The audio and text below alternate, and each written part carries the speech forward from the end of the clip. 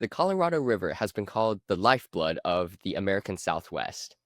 For over a century, it's fueled cities, farms, and industries.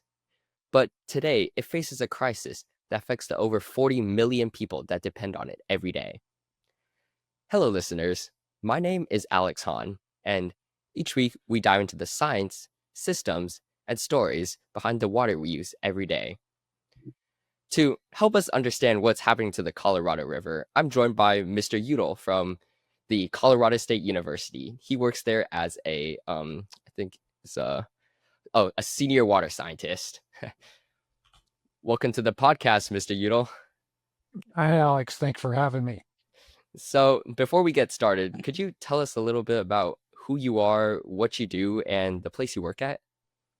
Sure. So I'm a senior water and climate research scientist, and my wife jokes scholar, believe it or not, at the Colorado Water Center at Colorado State University. And over the past 20 some odd years, I've studied how climate change is impacting the water resources of the American West, including especially the Colorado River.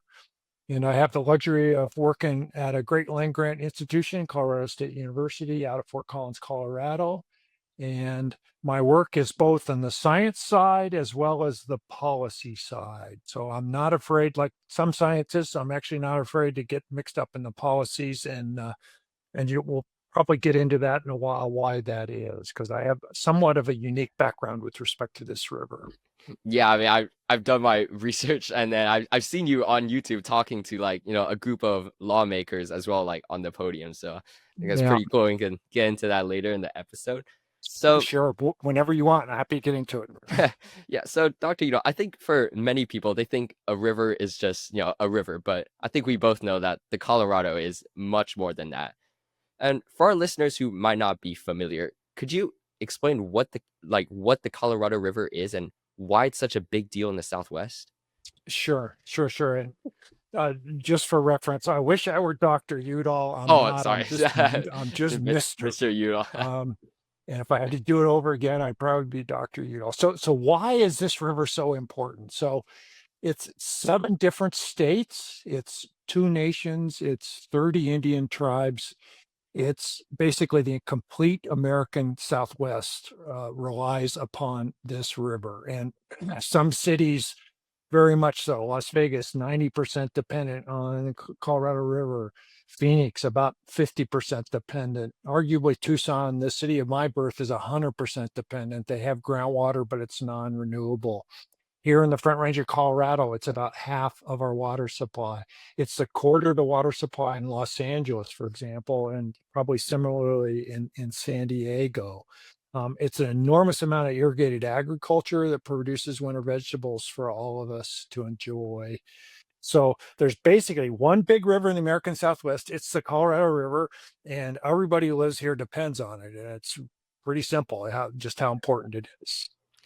Yeah, so I mean, yeah, you named all these big cities. So, hopefully our listeners can see why this river is so important. And yeah, not only does it supply these cities with, their drinking water, but also our agriculture as well. So, yeah, it's pretty big for the economy as well.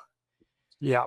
Yeah. Although importantly, and I think most listeners may not realize this, agriculture on a GDP basis, unfortunately, is not a huge contributor to GDP. That's not to say it's unimportant, Mhm. but it consumes a lot of water and contributes not that much to GDP. Now, uh, in part, I say this because if push comes to shove, the roughly 70% of water that goes to ag probably isn't going to go to ag. It's going to go to cities. And yet we're not really prepared for that to happen because agriculture has what's called senior water rights. It was first in the basin to use water. And under the Western doctrine of prior appropriation, first in time means first in right.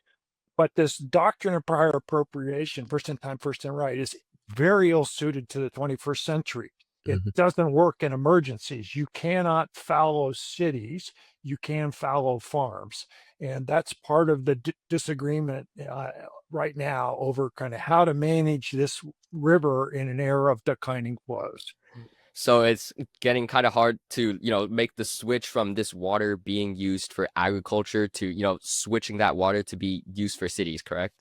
Yeah, that's correct. And everybody's trying to share, but again, roughly 70% of this water goes into ag in the basins. And some of it's pretty important. Some of it's not that important, but some of it's important to ag. Uh, and it's historic use, and that always causes problems. Water's a property right. It's like, your home or your car or something else. People own it and they jealously guard it as they should, and it becomes quite contentious. And this is interesting. And while we're on the topic, so just so our listeners have some context, you mentioned that, these laws were made, a while ago. And from my understanding, this was from the Colorado River Compact, correct? That's correct. So there's a 1922 Colorado River Compact that apportioned the flow of the river way back in 1922, so more than 100 years ago. Um, the compact was desired in part by the lower basin states that wanted some flood protection. And not too long after the compact was signed, Hoover Dam, the nation's largest dam, was built. And that, in fact, provided both hydropower and the flood protection that the lower basin wanted. The compact was negotiated over the course of about a year, not quite a year, involved representatives from 7 different states. There was a federal representative, Herbert Hoover, actually, who at the time was the Department of Commerce secretary before he became president, was the chairman, and the federal representative. Um, and basically, this compact, it's all of 4 pages. It's kind of stunning how short a document it is. If it were to be renegotiated in today's world, it'd probably go 100 or 200 pages. Um, the guts of the compact are in Article 3, and there are 4 main clauses, each of one of which is disputed to this day. Um, the first clause gives, well, first off, they wanted to divide the water by state, and they Hmm. pretty quickly realized they weren't going to be able to do that. There just wasn't enough. They wanted to basically give enough water to each state to irrigate all the irrigable acreage that they could plot out on a map, and there just wasn't enough. And so they changed the task and they split it into 2 basins, an upper basin and a lower basin, and allocated the shares to those entities themselves. The upper basin's 4 states. So it's my state of Colorado, Hmm. Wyoming, Utah, and, New Mexico. Believe it or not, New Mexico's upper basin state. The lower basin states, the 3 of them are Arizona, Nevada, and California.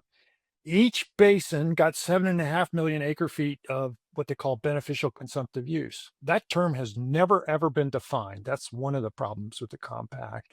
In theory, it means kind of how much water you get to use, but there are a lot of different ways to measure this, and it's So it's never. like water over, like how much water you can use per acre of land, or Yeah, that'd be one way to think about it. It would be how much water. Consumptive use is a Mhm. term of art in water that means water that is actually evaporated. It's removed from Huh. the hydrologic cycle. And it's really important for listeners to understand that in the Western states, oftentimes we have flood irrigation. And so you see fields being flooded. Well, those flooded fields actually return a whole bunch of that water back to the river. And those are called return flows. And those return flows actually get re-diverted downriver. In some cases, in the American West, flows will get diverted 7 times before they're actually consumed, which is to say, plants use them and that And then water it is evapor. evaporated. It's Oh yeah. literally evaporated. So you can't use it anymore. If you think about it, the water use in your house is almost all non-consumptive except for outdoor watering. So your bathroom and your toilets and your showers, all that stuff gets reused. It goes back off to the sewage treatment plant and then back into the river. So beneficial consumptive use, term of art. That was the first part of the compact. Second part was Arizona sort of complained because they have a huge river system in their state that effectively was fully used by 1922 called the Gila Salt Verde. And they, I think, fairly, but they didn't do a very good job of it, fairly complained that, hey, it's not fair to apportion that water because it's already in use. Hmm. Yet it's part of the bigger Colorado River basin, and the compact says it apportions the water of all the basin. So Arizona got an extra million acre feet, or at least that's what we think. It's not completely clear. That million acre feet actually, in the words of the compact, says it goes to the lower basin, but it's pretty clear it went to Arizona for the Gila Salt Verde system. The next section talks about Mexico. And at the time, we knew, because Mexico, the river flows into Mexico and out of the Yeah. Bay of California, we knew that they were going to get a share of it at some point in time. And basically said, the whenever we decide what Mexico gets, it'll first come from surplus if there's any, and then it'll come from extra shares, from even shares from the upper and lower basin, and that has a whole the complexity to it.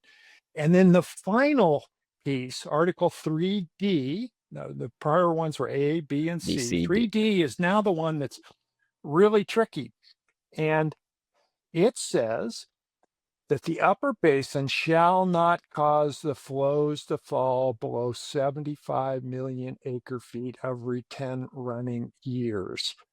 For years, this was interpreted as a delivery obligation. We thought, well, we now think that there's about 15 million acre feet at a place called Lee's Ferry, which is about 90% of the flow. So it's roughly half of the, and Lee's Ferry is the dividing line between the upper and lower basin. So this was sort of an anti-hoarding clause. It was the lower basin was nervous. Maybe the upper basin would build all these reservoirs and store all this water, and the lower basin wouldn't get any. And it was for years interpreted as a delivery obligation. It's more properly categorized as a non-depletion obligation. Will not cause the flow to fall below 75 million acre feet. In an era before climate change, when the only way that flow could fall below 75 million acre feet was because the upper basin was using water, then it is a delivery obligation. And that's what scholars, law people, policy analysts all thought in the 20th century. But as the 21st century rolls around, we realize that there's another way besides upper basin water use to cause those flows to fall below 75 million acre feet. And that's Mother Nature taking it because of human caused climate change. And so we don't really know what that cause means anymore. The upper basin in my state is trying to say right now that there's no delivery obligation on the lower basin. That's complete folly. But there is one, but we don't know what it is. So that's clauses A through D. Sorry for the long-winded explanation of the Colorado River Compact, but it's pretty important. So this anti-hoarding clause, to dumb it down, it basically just says like upper basin states have like a limit of how much water they can use. Yeah, that's effectively what it says, and kind of not exactly, but I mean that's why we're having a big dispute right now as these flows decline. And it looks like in the next few years the upper basin will not deliver 75 million acre feet over 10 running years for the first time ever in over, since the compact was signed. And the problem is, instead of having a 15 million acre foot river, an acre foot is 325,000 gallons, an Olympic swimming pool, a foot of water on top of 1 acre. If the river, instead of having 15 million acre feet, now only produces about 12 over the last 25 years. And over the last 5 years, it's been more like 11 or 10.5 million acre feet. Yeah, and I'm gonna make a little jump back to the whole Mexico part. Sure. Mexico they weren't invited to this compact, correct? No, they weren't, and Native Americans weren't either. And yet Native Americans, even in 1922, were recognized as having a right to water. But both those parties were not invited. In the case of Mexico, it's a little more complicated in that that's an international relations area, and it's a Department of State function to deal with those things, whereas the negotiations that were had were between the states and the federal government. So a little more complicated to bring the Mexicans into the discussion. The Native Americans are a whole different deal, though. I mean, they had a water No, right. they definitely should have been invited, Yeah, right? they should have been there. Yep. And how does this affect them today? Because I know like if they weren't invited, they were probably like left in the the back, right? They probably weren't like first on the priority list anyways, right? Yeah. So, I mean, here's the simplified version of the complexities around Native American water rights. So, in 1908, the Supreme Court ruled in what's now known as the Winters Doctrine that Native Americans have a water right that's commensurate with the purposes of the reservation. And so, most Native Americans were put on reservations to be farmers. And so it's implied that that water right they have is enough water to be farmers, which is, as I kind of hinted earlier, farmers use a lot of water growing Yeah, yeah. crops. And so they have this right. It's an interesting water right in that it's what's called a federal reserved water right. And unlike other water rights, which are granted by states, these water rights can't be lost through no use, through inactivity. Um, and that's um, quite a valuable notion that you can't ever lose that water right. Use it or lose it is the term you hear in Western water. And if you're not using your water right, the state can reduce it to your right to whatever it is you're using. Oh, but So so these yeah. Native Americans, this right, it won't ever be taken away, right? No, it can't ever be taken away. And and it took the 30 tribes. There's still maybe 10 outstanding water rights that have yet to be quantified. I mean, it's shocking. 100+ years after the compact was signed, more than 100 years after the Winters Doctrine in 1908, and there are tribes that don't have quantified water rights. It's kind of crazy, actually. Um, and there's a long history here of bigotry and racism, and Hmm. bad things happen to these tribes, and that's kind of the backstory to all this.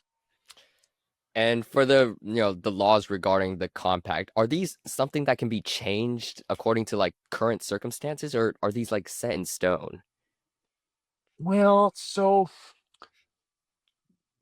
the compact utilized a clause in the U.S. Constitution that Hmm. prior to the Colorado River Compact had never ever been used in the context of rivers, which is the ability to states to make compacts amongst themselves. And one of the original attendees, negotiators, the guy from Colorado, Delph Carpenter, came up with the idea that they would utilize this compact clause in the Constitution.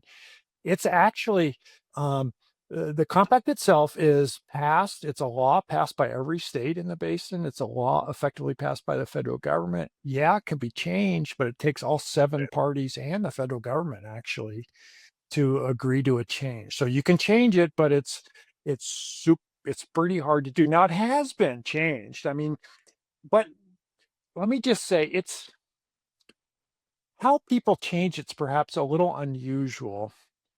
Nobody ever gives up anything that's in the text of the compact. They just agree to some new term while preserving all their past rights.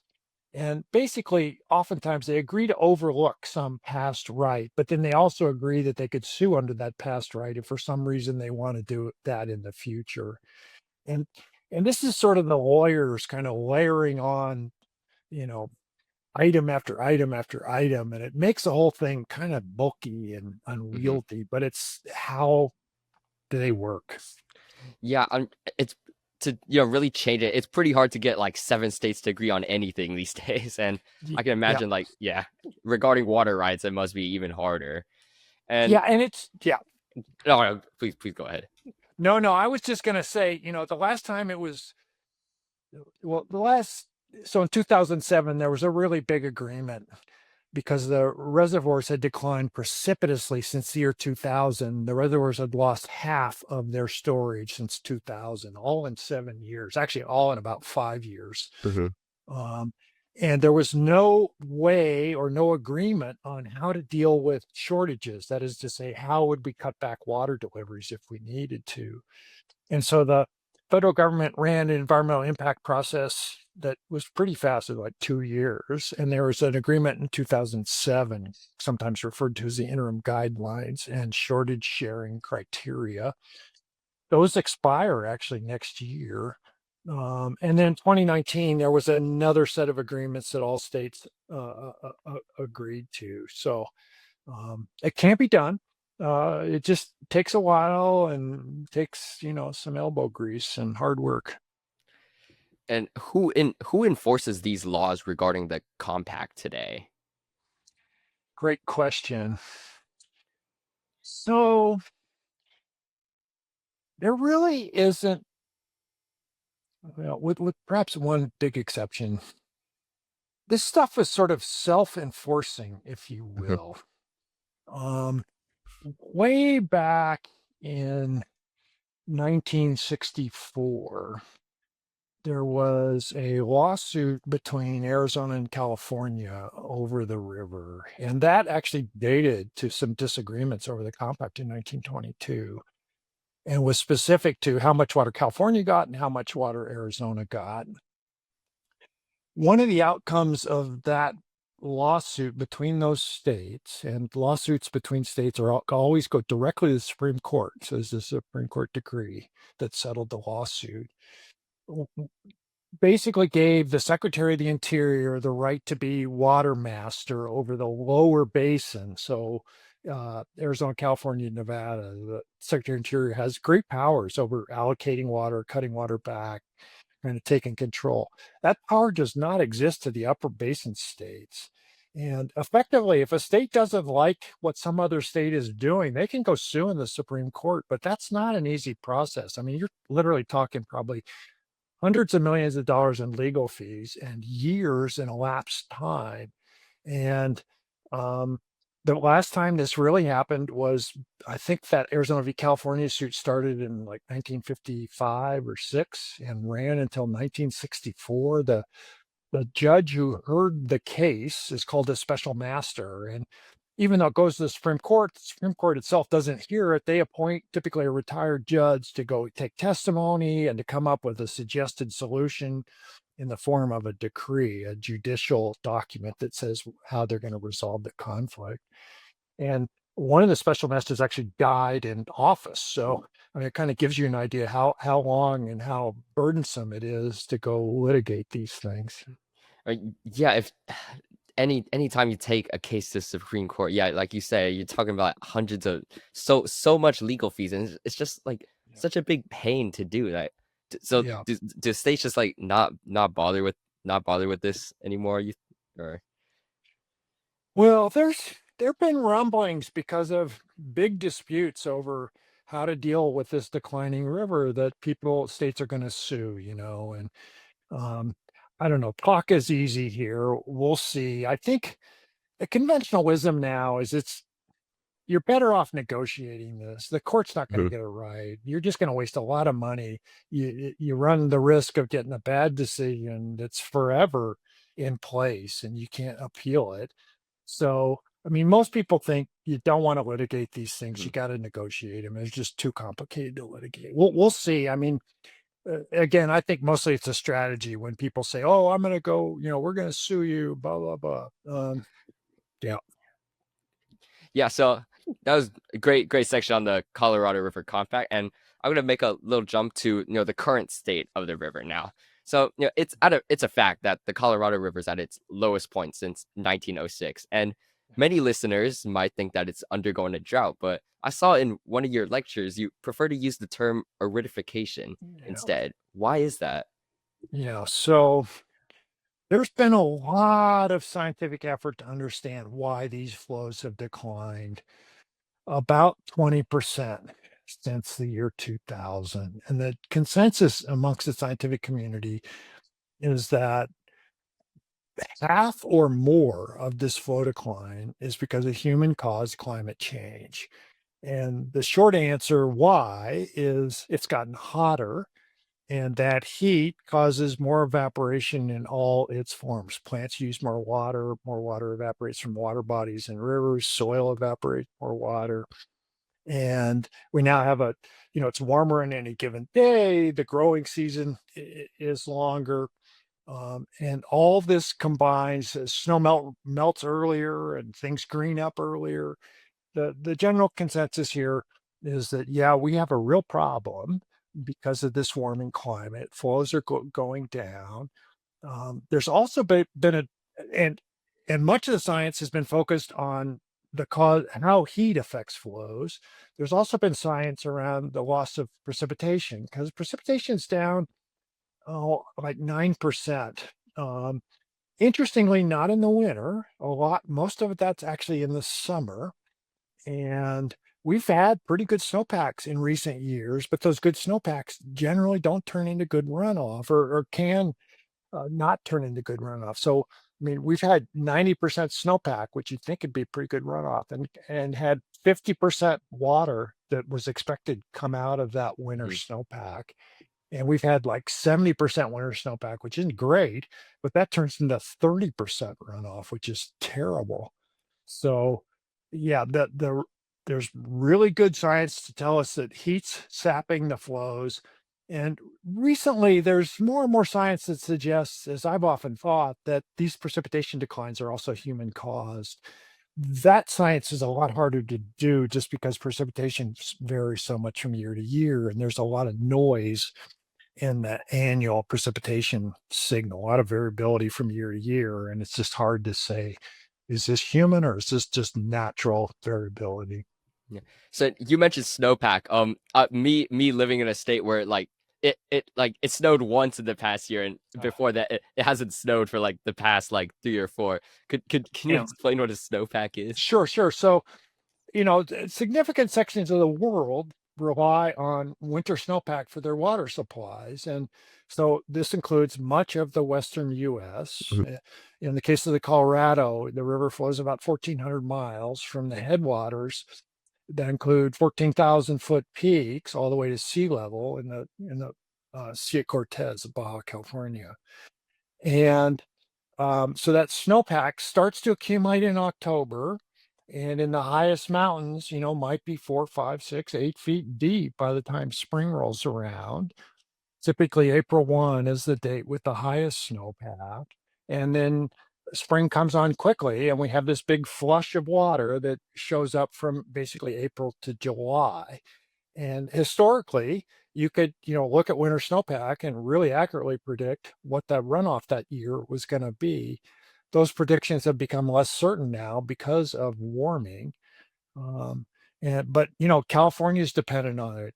Uh, Colorado, Wyoming, Utah, Nevada, Oregon to some degree, Washington, all have Idaho, Montana, all have these snowpack-based hydrologic regimes, and it's true in large parts of the world as well.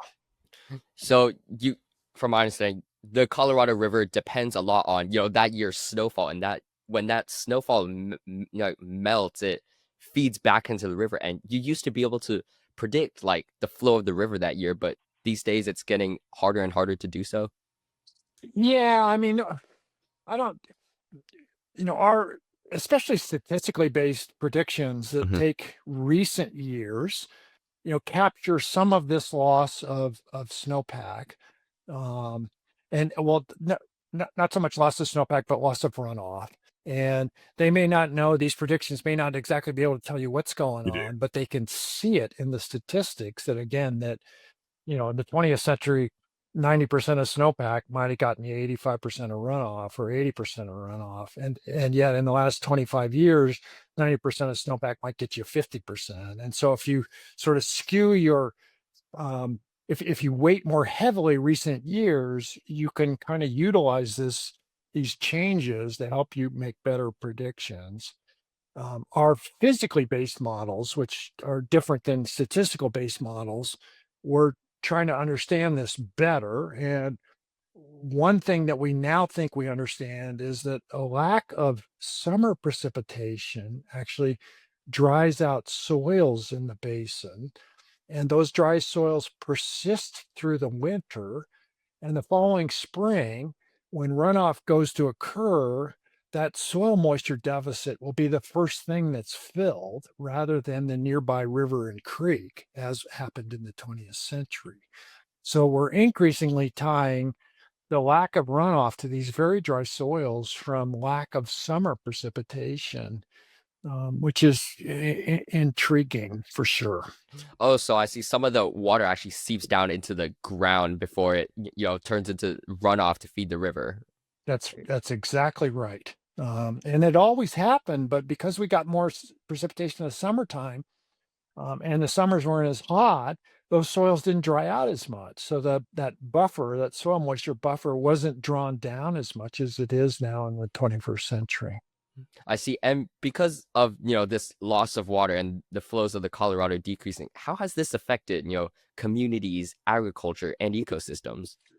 You know, so greatly. I mean, the short answer is one word: greatly.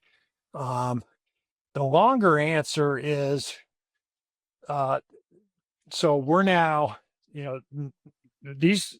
So in 2000, the two largest reservoirs in the United States, Lake Powell and Lake Mead, Powell formed by Glen Canyon Dam in Arizona and Utah, and Lake Mead behind Hoover Dam. Those two large reservoirs were almost full, and 5 years later they were half full.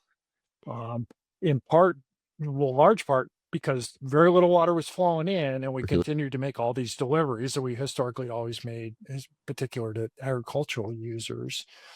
And so in 2007, the states agreed on what would you do if you didn't have as much water, and you would the interim guidelines, the 2007 interim guidelines talk about these cutbacks that are based on reservoir elevations for users, especially in the lower basin.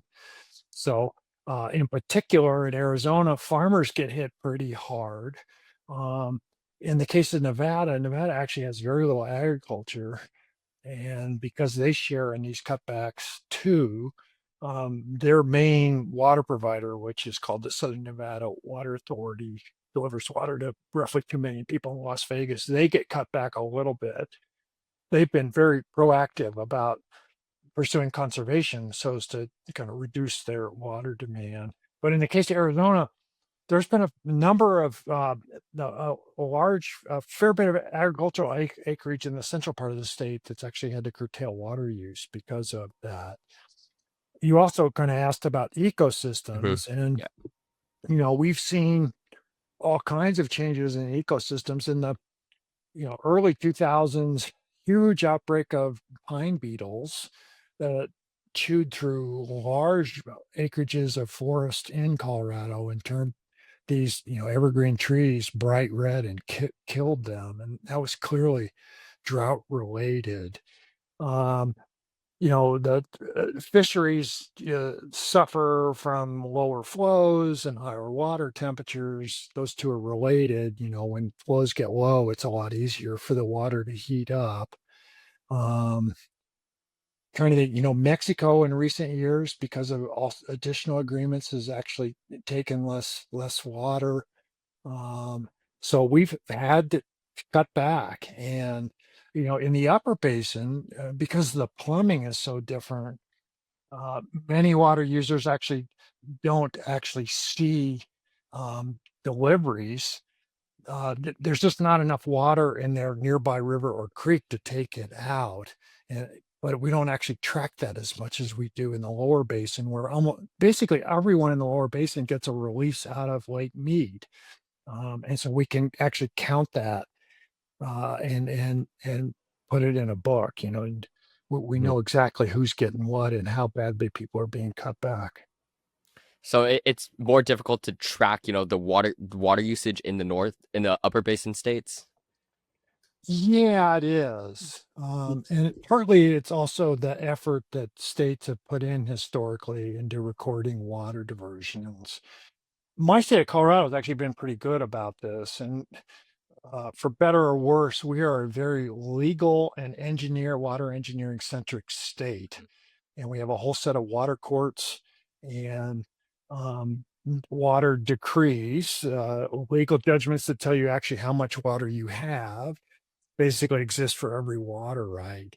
In other states, this is not true. And in my state, people record diversions out of headgate. You're required to do that, and the state engineer keeps track of these. In other states, it's far more sort of catch as catch can. Some places, yes, some places, no.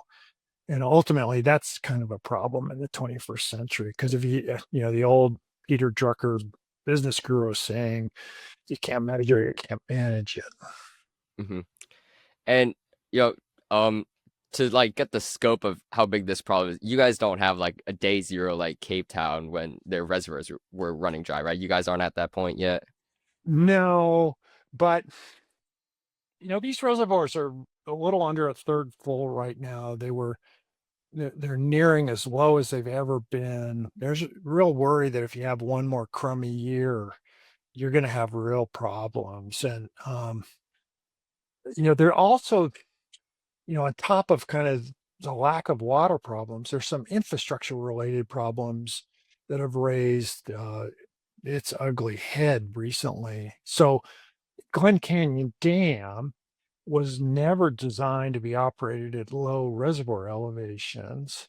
And when the reservoir gets a little bit lower than it is right now, the normal way to get water out of the reservoir, which is through the turbines to generate hydropower, that doesn't work anymore. The intakes for the turbines are actually high and dry at low reservoir elevations. And there are these funny structures called river outlet tubes. There are four of them, and they're the only way to get water out of the dam. They were never designed for year in, year out use. And nobody really wants to go test them and see if they'll work full time, Yeah. because if they don't work, you can't get any Oh, water out of the that would, dam. yeah, it would be really bad. Yeah. So there's a whole series. These low flow conditions, create a whole bunch of weird problems. And I mean, here's another weird one. Um, hydropower was never supposed to be sort of the defining cause, or the defining a defining important water purpose in the Colorado River Compact. But it turns out Glen Canyon Dam serves a really important purpose for a large nuclear power plant in Phoenix called Palo Verde. Uh, Mm. Glen Canyon Dam is the emergency electricity supply for Palo Verde. And you might think, well, why do nuclear power plants need emergency power supply? Well, think about Fukushima. The reason they had the disaster there was that their power supply after the tsunami was underwater. It was Oh, they poorly couldn't designed. power it, right? They couldn't power it. And yeah, you can scram the reactor, but then it continues to generate heat for a number of days. And so you got to continue to circulate water in there. So there's a bunch of reasons why nuclear power plants themselves need a reliable supply of electricity. And in this case, that's Palo Verde and Glen Canyon Dam. They're tied together. And recently, well, in the last few years, I mean, Interior has acknowledged this. And I think at various points in times, he's indicated that no matter what the law of the river says, they would keep enough water in Gun Canyon Dam to be able to provide backup power for Palo Verde. And that might mean shutting off diverters downriver. Um, so again, this is sort of a case where you can have all these plans, doctrine of prior appropriation and agreements, and when push comes to shove, a bunch of this stuff doesn't work. So um, and that's kind of what we're dealing with right now. Yeah, I didn't know that you guys, this hydro, like when the water levels run so low, it could actually affect, another power source, like, Yeah. the nuclear power plants and then if, nuclear power plant doesn't get, if they one day, I don't know, like run out of energy and they can't rely on this hydropower dam, then things could get bad really, really quickly. Yeah, at this point, it's an emergency power supply, but it's emergency critical, right? I mean, it's not Yeah. like you say, "Oh, we don't need that. We've never used it before. We don't need it." That's silly. And you mentioned like when water levels are really low, they can't like you can't draw water out of the reservoir anymore, right? Yeah, well, you can in the Hmm. case of Glen Canyon Dam, but the technique, the method is not proven to work, year in, year out, 24/7. These funny tubes that were designed kind of as an interim measure while the dam was filling to let water out of it. They were never envisioned or built or engineered to be run 24/7. Have you heard of? And Yeah, I think Las. Oh, sorry. Keep going. no, no, I'm done. Oh, okay. Yeah, I heard in Las Vegas they built like this in Lake Mead. I heard like when their water they've built something that when their water level gets low enough, they can actually pump the water back. I think they built something like that recently. Yeah, they spent, I want to say, $2 billion putting an intake into the very, very bottom Hmm. of Lake Mead. It was advanced engineering to do this, but up until, oh, my numbers are probably fuzzy here, maybe 2010, they were limited. Their intakes could have been high and dry, with low reservoir elevations, and they because they're 90% dependent on the river, they just couldn't. That's a risk you can't take. So they just went and spent $2 billion to build a tube into the bottom of the reservoir. And once these water levels run lower, are farmers the first one to get these water cuts in how much they're allowed to use? So yeah, great question. So no. So it depends on the state, but intriguingly, so let's look at California, for example. The most junior of the seven big users in California is what's called the Metropolitan Water District of Southern California. And that's the entity that supplies water to 20 plus million people in the LA basin and San Diego. They're the most junior of the California water diverters, and all the diverters above them are ag districts. Um, and that's pretty much untenable, actually, in some circumstances. But they were first in time, first in right. They were late to the game in utilizing Colorado River water. So under Western water law, in theory, they get cut off before the users above them. In practice, again, this can't work. And that's sort of why, over the last 25 years, Western water law has been in an upheaval to try and resolve this. And Arizona has its own cases, although it's a little bit better, but still has some weird aspects where the really senior users are ag users, not Phoenix, not Tucson. And push comes to shove, in theory, those ag users could continue to divert full supplies of water while Phoenix and Tucson got zero. Again, totally untenable. Just because the Phoenix and Tucson they came later, right? Is that why? It came later, and they're reliant on a project that's later, this big canal that goes through central Arizona called the Central Arizona Project Canal. Um, and it runs 340 miles from the Colorado River, kind of near Parker, at Lake Havasu, Arizona, across the middle of the desert to Phoenix and then to Tucson. Water goes uphill 3,000 feet. They're big pumping plants.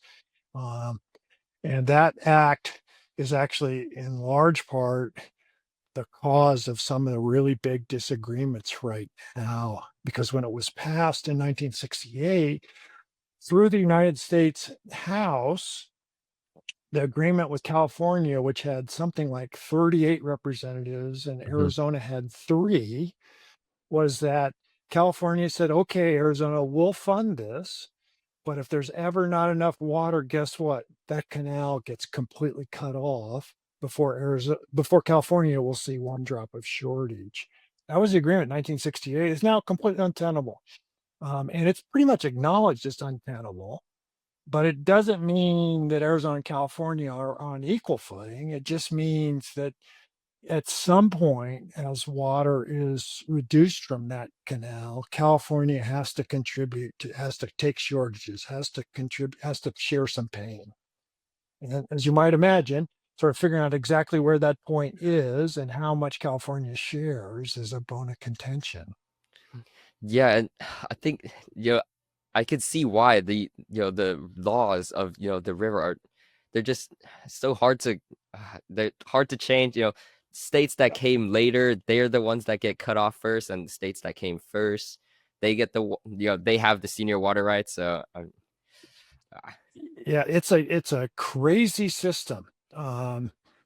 And yeah, we're seeing major stresses on it right now. And let me make one other quick point back to mhm. an earlier thing we are talking about. I didn't mention this.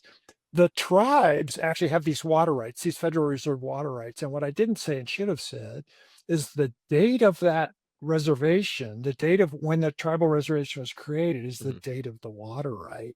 And because many of these tribes were, these reservations were made in the 1870s, they actually have very senior water rights. Oh. Uh, now, some of them actually can't access this water. They've never been given the funding or ability or way to actually get that water out of the river, which is a whole nother travesty. But it is sort of interesting that these are potentially very senior water rights. Oh, okay. So yeah, I actually thought like, I would have thought that, these Native Americans they would like put in the lab back of the line, but actually, it's nice to hear they have these senior water rights.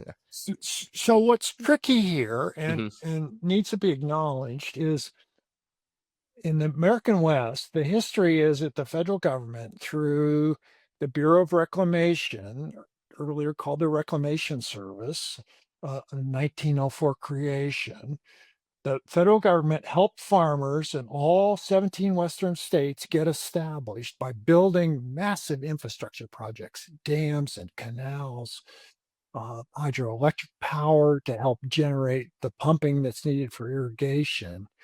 And the federal government willingly did this for guess what? White farmers, um, non-Indian, let's call them non-Indian farmers, white, Hmm. Hispanic farmers. Um, but when it came to the Indians, the federal government was very stingy. And this actually came about because the powers that be in these states were not Indian. And they didn't want the Indians getting the water because they saw it as a zero-sum game. And if the Indians got water, then they would not. And so that's the sad, sad story of Indian water rights is that they were never given the monies and the power of the federal government to build the infrastructure that they needed to utilize this water. It's a really sad story. Um, a few tribes managed to figure this out for whatever reason, would get some help from the federal government, but a bunch of them historically have been completely shortchanged on this, and it's a really sad history. Yeah, no, it is really sad that water has turned into something political, and Yeah. really I think everyone should have this access to water, but it's laws made back then, and then people using this water as a way to and Yep. control others. Yep. Yeah. Well, looking ahead, what do you see as the greatest challenge or some of the greatest challenges facing this river? So the first challenge, the immediate challenge, is getting a new set of rules in place for operations after 2026. And there Hmm. are some proposals on the table that look very different than the Colorado River Compact. And of course, if everybody agrees to them, you can effectively change the compact. They won't change the wording of the compact. They won't change a thing in the compact. They'll just have a whole new agreement. And they kind of say this supersedes the old stuff, but we reserve the right to go sue under the old if we want. Silly as that sounds. So that's the first agreement. And what makes that so challenging, as I've Hmm. alluded to, is this 20% flow decline since the year 2000. Many scientists, myself included, think that we're actually going to see additional flow declines as the planet continues to warm. The 20th century average flow at Lee's Ferry, the dividing line between upper and lower basin, was about 15 million acre feet. We've seen about 12 and a half. And I'm suggesting we need to plan for 10 by mid-century. And that's two-thirds of what we historically had. That's a one-third less water. It's a huge, huge Huge regime cut. change. And so coming up with the agreement that deals with this and what's the upper basin delivery obligation to the lower basin, and how do you justify, and I haven't talked about this, that the upper basin uses 60, 70% of the water that the lower basin does. The upper basin never fully used their 7.5 million acre feet apportionment. They just never kind of got it together to build infrastructure or do whatever to use it.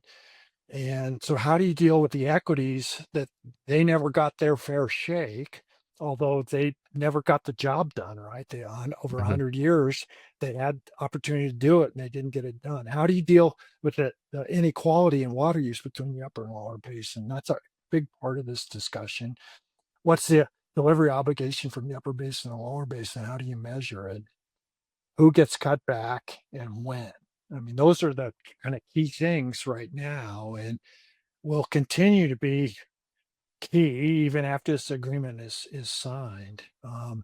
There's some more tribal rights that need to get resolved, and this is Mhm. even harder in the era of declining flows, right? If you had lots of water, it'd be really easy to say, okay, tribe X, Yeah, you here, get, you get this water, you get this yeah. water, but So now if you say you get X, you get the same time say, hey, person over here, you don't get X. The tribes get X, which is not exactly a popular thing to do.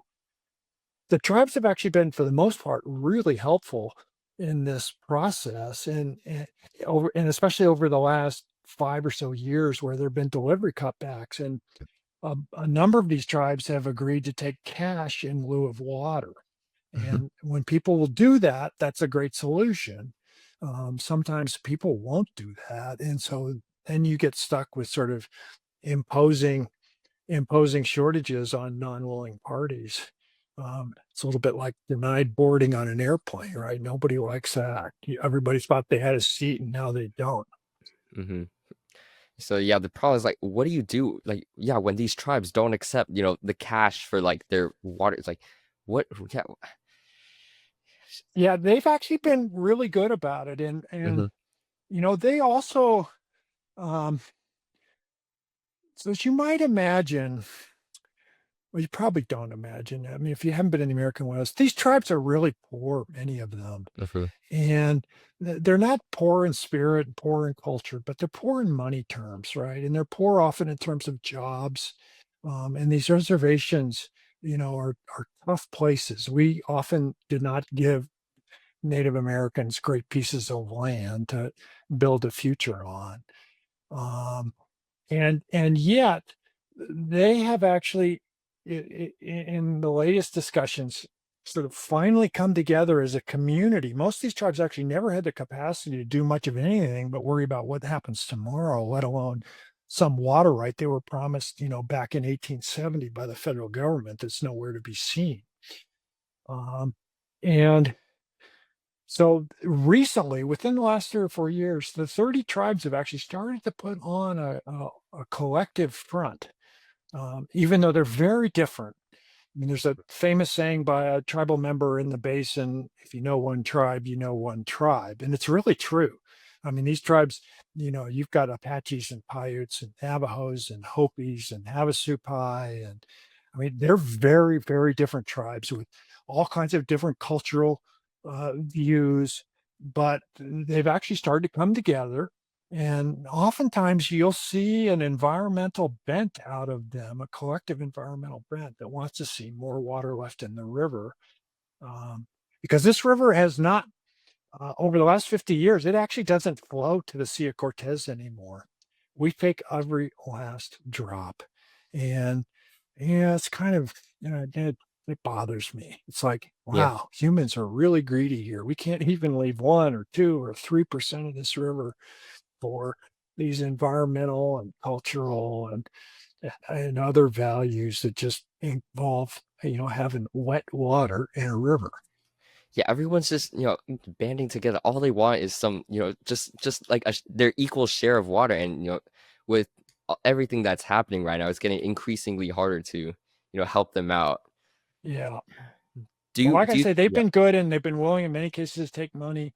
Um, and I think they'll continue to contribute uh, very effectively to solutions.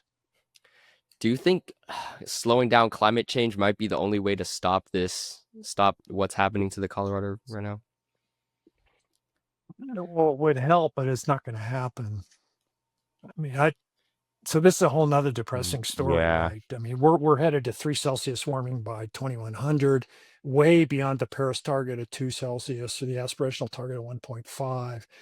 3 Celsius is globally average. So over land, it's probably more like 5 Celsius, 50% higher. That's 9 Fahrenheit. I mean, that's a completely different world than, you and I know, Yeah. with profound changes to the hydrologic cycle. And it's just sad that we've kind of failed. I won't tell you we're going to continue to fail, but man, there are not great signs out there. And it's not just the politics of this country, which are frankly awful. It's it's other places as well. And one of the things that I have started to point out to people is until people are willing to pay for this, pay to solve climate change, it ain't going to get solved. I mean, people love to complain about climate change. I mean, some people do, half the country complains about it. But then you kind of ask people, are you willing to pay to fix it? A lot of Not times, many. not many. Yeah, yeah. So that's another reason I'm not super optimistic about getting a solution on this. Yeah. Well, I want to cheer our listeners up a little bit. Despite all the challenges, what gives you hope for the future of the Colorado? Well, I would tell you the people that are working on this problem are really good people. They meet Mhm. regularly, they break bread together, they understand each other's families, they understand each other's states, their concerns, and they really do want a solution. The other thing that leads me to think there will be a solution here is a law of mass balance is an absolute taskmaster, and the law of mass balance, Mother Nature through the law of mass balance, will balance these books. We might not like how they're balanced, but they will balance them. And so, unlike climate change, which is this sort of fuzzy thing that may affect us or may not out in the future, it's like we know if we don't do good stuff right now, we're going to face really dire consequences. So, between between the immediacy of the need and between the good people who are working on this, I think we'll come up with a solution. It'll be really painful, Hmm. and a lot of people won't like it, but we will come up with it. That's great to hear. Are there any last words you would like to share with our listeners as we sort of wrap things up in this episode? No, I mean, I think, well, here's a maybe even a little more uplift for you. Hmm. Management and allocation of resources is a governmental function, and as much as our government seems to be failing us right now, what we're doing in the Colorado River, this is American government at work. Yeah, it's at a regional level with some federal inputs, but it does work, and it works because people talk to each other and understand each other. They don't throw bombs over social media and hide behind uh, phones, and uh, there are real personal relationships here that are important and relied upon. So, I mean, this is a case where American government is working. Well, thank you, Mr. Udall, for joining me today on H2O and Beyond. It was a pleasure having you as a guest. My pleasure, Alex. Well, listeners, if you found this episode helpful, please share it with your coworkers and friends. And also, feel free to drop some episode suggestions and feedback in the Google form linked in the description as well. I'll link in the description below some more resources for you guys to learn more about the Colorado River if you're interested in that as well. And make sure to check out our link tree to follow the H2O and Beyond socials. I'm Alex. Thank you for listening to H2O and Beyond. Stay curious and stay hydrated.